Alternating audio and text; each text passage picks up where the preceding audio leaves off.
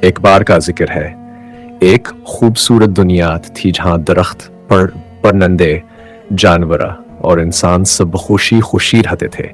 فضا میں تازگی تھی، پرندے چہچہاتے تھے اور زمین ہری بھری تھی۔ لیکن ایک دن ایک خوفناک واقعہ ہوا، سب درخت غائب ہو گئے۔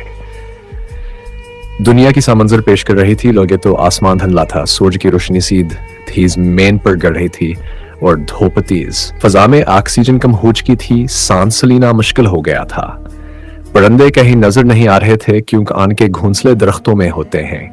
جانور بھوکے مرنے لگے کیوں کہانے کھانے کو کچھ نہیں مل رہا تھا۔ انسانوں پر کیا اثر ہوا؟ انسان حیران اور پریشان ہو گئے۔ گرمیاں اتنی بڑھ گئی کہ زمین جلنے لگی، بارشیں رک گئیں کیونکہ بادل بنانے کے لیے درختوں کا ہونا ضروری ہوتا ہے۔ زمین بنجر ہو گئی، فصلیں مرجھا گئیں، پانی خشک ہو گیا۔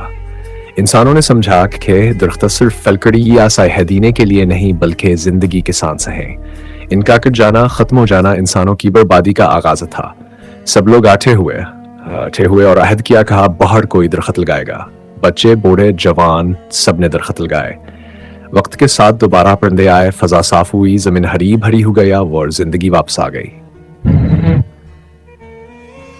سبق: اگر درخت نہ ہو تو نہ زمین رہے گی، نہ پانی، نہ بارش، نہ جانور، نہ انسان۔ درخت زندگی ہے، ان کی حفاظت کرنا ہم سب کا فرض ہے۔